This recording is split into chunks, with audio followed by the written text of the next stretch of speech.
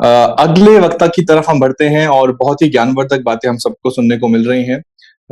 अगले वक्ता के रूप में हमारे साथ जुड़ने वाले हैं रमेश थेटे सर। रमेश थेटे सर का नाम आज पूरा देश जानता है। उन्होंने बॉलीवुड में बहुजनों की ऐसी धमाकेदार एंट्री कराई है कि माया नगरी मुंबई में रहने वाले तमाम एक्टर, डायरेक्टर और प्रोड्यूसर भी हैरान रह गए हैं। रमेश सर 500 महारों के आत्मसम्मान की लड़ाई पर बन रही film the battle of Bhima Koregaon के डायरेक्टर और प्रोड्यूसर हैं। पहली बार बहुजनों से जुड़ी किसी मसले पर इतनी ग्रैंड फिल्म बन रही है। रमेश सर गाने भी लिखते हैं और गाते भी हैं। फिल्म में अत्याचार की ऐसी तैसी गाना उन्होंने ही गाया है। फिल्मी जगत के अलावा रमेश सर एक पेशेवर ब्यूरोक्रेट भी हैं। वो हाँ, वैभव, आपका थोड़ा कनेक्शन का एरर आ रहा है। मैं बता दूं उधर से कि इस इंट्रोडक्शन को मैं पूरा कर दूं कि सर जो है 1993 एमपी काडर से आईएएस अफसर हैं और अपनी सेवाएं पूरी करने के बाद, रिटायरमेंट के बाद, उन्होंने रमेश थेटे फिल्म्स का जो है वो निर्माण किया, उसे स्थापित किया और उसका नतीजा हम सबके सामने है कि उन्होंने the battle of Bhima Koregaon जैसी इतनी शानदार, इतनी जानदार, इतनी लाजवाब, इतनी ग्रैंड फिल्म बना के हमको पेश की है कि बस जितना शुक्रिया अदा किया जाए उतना कम है। आप जो है आप हमारे समय निकाल के हमारे इवेंट में आए और तब से आप सुन रहे हैं सर, मैं देख रहा हूँ आप लगातार यहाँ पर बने हुए हैं। बहुत बहुत शुक्रिया सर, बहुत आभार। और हम चाहेंगे कि आप बताएं कि बहुजन मीडिया आपकी नजर में क्या मायने रखता है और आप कैसे देखते हैं। आपके पास 10 मिनट है सर, अपना वक्तव्य दें। Thank you Sumit ji. Thank you Sumit ji. का am I audible? Yes sir, you are audible. क्या थैंक यू वेरी मच। और आपने 10 मिनट का समय दिया, मुझे सिविल सर्विसेज एग्जामिनेशन की याद आई। उसमें सवाल होते थे कि 100 शब्दों में, 200 शब्दों में अपना जवाब लिखिए, और अगर आप 10% प्लस माइनस करते हैं तो आपके नंबर कटेंगे या आपको मिलेंगे। तो तो बहरहाल कोई बात नहीं। 10 मिनट भी लंबा समय है, लेकिन ये विषय जो है 10 मिनट का थोड़ा सा कम लगता है। लेकिन ये इंट्रोडक्शन है बेसिकली हम लोगों का, कॉन्ग्लोमरेशन या एक मीट टाइप आपने आयोजित किए है और इसके नतीजे निकलेंगे। देखिए, ये बिगिनिंग है, ये आगाज है, और जब इसके परिणाम आप देखेंगे तो आपको लगेगा कि ये एक हर साल का एक इवेंट होना चाहिए, या बीच बीच में कुछ अंतराल के बाद में इस तरह का इवेंट हमारा होना चाहिए। अगर ये होता है तो समाज में इसका जो संदेश जाएगा और इसके अंदर से जो क्वालिटी निकल के आएगी, इससे हमारा समाज लाभान्वित होगा और अम्बेडकरवादी मूवमेंट आगे जाएगा। मैंने प्रशासन में काम किया है, मैंने आईएएस अफसर के रूप में काम किया है, विभिन्न डिपार्टमेंट्स में काम किया है। हमारे लोगों की स्थिति क्या है, मीडिया हमारे साथ में जो मेन स्ट्रीम मीडिया है, इलेक्ट्रॉनिक हो या प्रिंट मीडिया हो, मेन स्ट्रीम, वो हमारी खबरों को कैसे कैरी करते हैं या कैरी नहीं करते हैं, किस तरह से उसको टिल्ट करके या ट्विस्ट देख के एक अच्छी खबर को कैसा बुरा बना देते हैं। हमारे आदमी ने, किसी ने अचीव किया, उसको कैसे अंडरप्ले किया जाता है, और अगर हमारा कोई इशू उठा, कोई अन्याय की बात हो, अत्याचार की बात हो, उसको कैसे वो अंडरप्ले करते हैं, ये मैंने देखा है। और सरकार जो व्यवस्था है, व्यवस्था के बीच में रह के जो पॉलिसीज को डिवाइस किया जाता है, मैं उसका भी हिस्सा रहा हूं। और ये सब देखने के बाद जब मैंने ये सोचा ऑन 31 जुलाई 2020 जब मैं रिटायर हुआ, तब मैंने देखा कि ये जो स्थिति है, इसमें बदलाव लाने की जरूरत सभी लोग महसूस करते हैं, लेकिन कॉन्क्रीट रूप में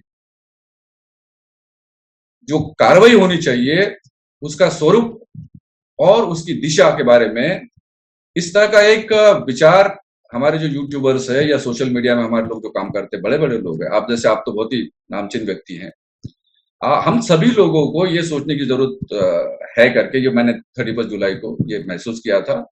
और मैंने उस दिन मेरा जो स्टेटमेंट दिया था, शायद आपने पढ़ा होगा, कि मैं सेवानिवृत्त नहीं, मेरी ये गुलामी से मुक्ति है।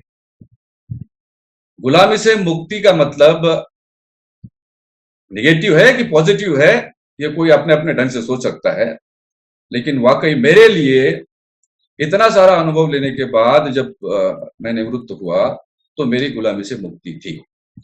इश्यूज यूट्यूबर्स कहिए या हमारे सोशल मीडिया के साथी कहिए जो कैसे उठाते हैं, इसमें कोई शक नहीं कि इससे बदलाव आया है। मतलब आज आप देखेंगे आपका चैनल जो है वो उसको लोग कितना लाइक करते हैं, और लोग आपका नाम लेके जब हमारे पास में आते हैं या हमसे बात करते हैं कि साहब हमने सुमित चौहान साहब के चैनल पे ये बात देखी, और एक सेकंड तो इसका इतना आनंद होता है कि आपने जब मेन स्ट्रीम मीडिया में काम किया था, आपका वो मुझे मालूम है इंसर्शन एक वीडियो आपने डाला था, तो वो देख के एक ऐसी पीड़ा हुई थी मन में कि भाई देखिए ये बात वहां भी है, केवल सरकारों में नहीं है, ये प्राइवेट इंस्टीट्यूशंस में जो बड़े बड़े चैनल्स है या बड़े बड़े न्यूज़पेपर है उसमें भी है।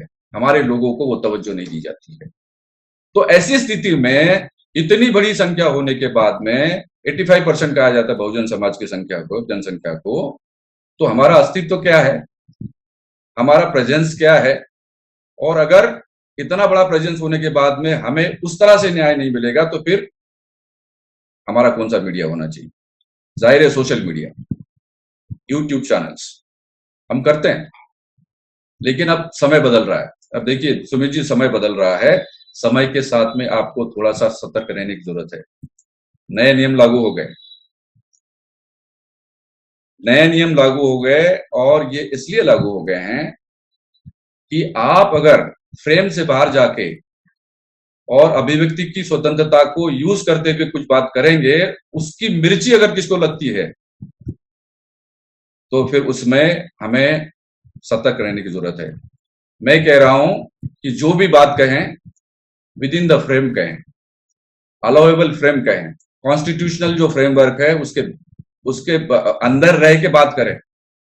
उत्साह में हमारे लोग बहुत बड़ी बड़ी बातें करते हैं और कुछ गलत बातें भी कर देते हैं, फिर दिक्कत में आ जाते हैं, क्रिमिनल केसेस हो जाते हैं अननेसेसरी, उसमें इस तरह का बवाल हो जाता है और फिर हमारे लोगों के ऊपर कार्रवाई होती है।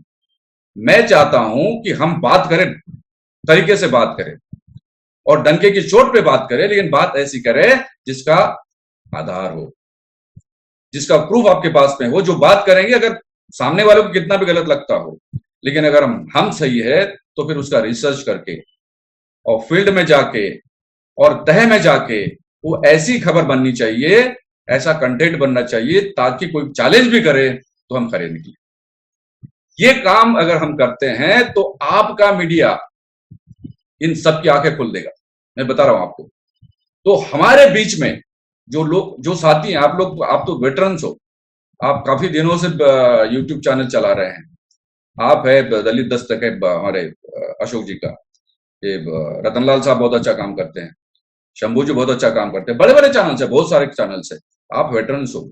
लेकिन नए नए लोग जो हमारे आएंगे, उत्साह में कुछ हमारे से गलतियां ना हो, लीगल गलतियां की बात कर रहा हूं, ये ना हो, इस पर ध्यान देना चाहिए। और दूसरी बात, आपको एक टॉर्च बीरर के रूप में काम करना चाहिए। आप जो जिन लोगों को मैंने नाम दिए हैं, टॉर्च बीरर के रूप में आपको इस तरह से थोड़ा सा एक इंफॉर्मेटिव जो काम होगा कंटेंट के बारे में, इसके बारे में लोगों से बात करनी चाहिए। बल्कि इसको अगर मैं नाम दूं तो है शेयरिंग। ये शेयरिंग, बाबा साहब ने बात कही थी, अगर आप अपना दुख शेयर करना चाहते हो तो आपको सुख भी शेयर करना चाहिए। दीक्षा भूमि पे 1956 में बाबा साहब ने बात कही थी कि आप अपना रोना रोते हो, रोइए, अपने लोगों को बताइए आपको क्या तकलीफ है, लेकिन जब आप खुश होते हो, आपको सुख मिलता है, कोई पावर मिलता है, कोई सीट मिलती है, पोजीशन मिलती है, तो उसका जो नेचुरल फ्लो है वो आपके लोगों तक के जाना चाहिए। ये बात होती है क्या? ये बात नहीं होती है। ये मैंने खुद देखा है। चीफ सेक्रेटरी के लेवल पे काम करने वाले आज लोग, आज के तारीख में मैं बता रहा हूं सुमित जी, उनको जय भीम कहने में शर्म आती है। अरे जो बंदा बाबा साहब के कारण उस पद पे गया, तुम अगर जय भीम कहने में तुमको शर्म आती है तो तुम क्या काम? बाबा साहब ने कहा था कि भाई आप जो है आपके समाज के बीच में ऐसे लोग निकलने चाहिए वो पोजीशंस को कैप्चर करें। आईएएस आईपीएस बने वो तो ठीक है, पोजीशन के पावर आप पोजीशन की जो पावर होती है उस पर आप जाइए, लेकिन जाने के बाद में आप क्या वो काम कर सकते हो या करते हो जो आपसे अपेक्षित है। अगर वो नहीं करते हैं तो फिर यहाँ पे हमारी यूट्यूबर्स की भूमिका है। मैं ये पॉइंट बड़े जोर से उठाना चाह रहा हूं कि आप दूसरे लोग हमारे साथ में अन्याय क्या करते हैं ये तो आप उठाते हो, लेकिन हमारे लोग जो जिनका कर्तव्य है, अगर वो अपने कर्तव्य में गलती कर रहे हैं तो उनकी आंखें खोलने की जरूरत है।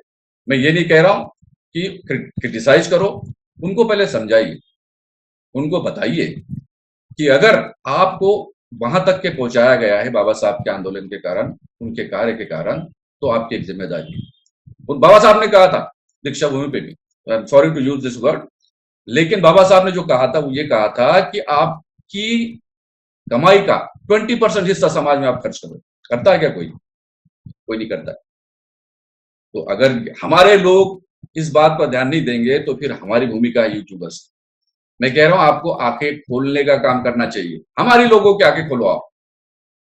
ये काम है यूट्यूबर्स का, ये सोशल मूवमेंट का काम, ये सोशल मूवमेंट का काम यूट्यूबर्स को करना चाहिए और इससे बदलाव आए।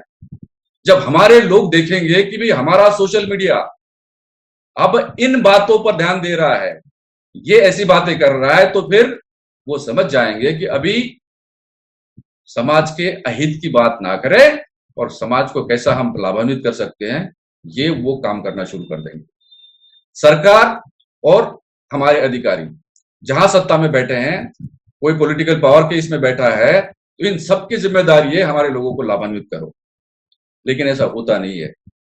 बजट हमारे लोगों के लिए जो शेड्यूल कास्ट शेड्यूल ट्राइब के लिए बजट अलॉट किया जाता है उसको भी डाइवर्ट किया जाता है। ऐसे कई उदाहरण है, मैंने देखा है। लेकिन अब सरकारें उनकी है, वो उनके बीच के लोग हैं, मीडिया भी उनका है, उसको उठाया नहीं जाता। हमारे हाथ से अगर कोई गलती होती है तो बड़े बड़े न्यूज छपते हैं, हमारे लोगों को प्रताड़ित किया जाता है। जो जय भीम बोलता है उसको कैसे खत्म किया जाए, ये जो है ये काम होता है सरकारों के बीच में है। ये मैं मध्य प्रदेश में रहा हूं, मुझे मालूम है, मेरे सामने विकल्प था।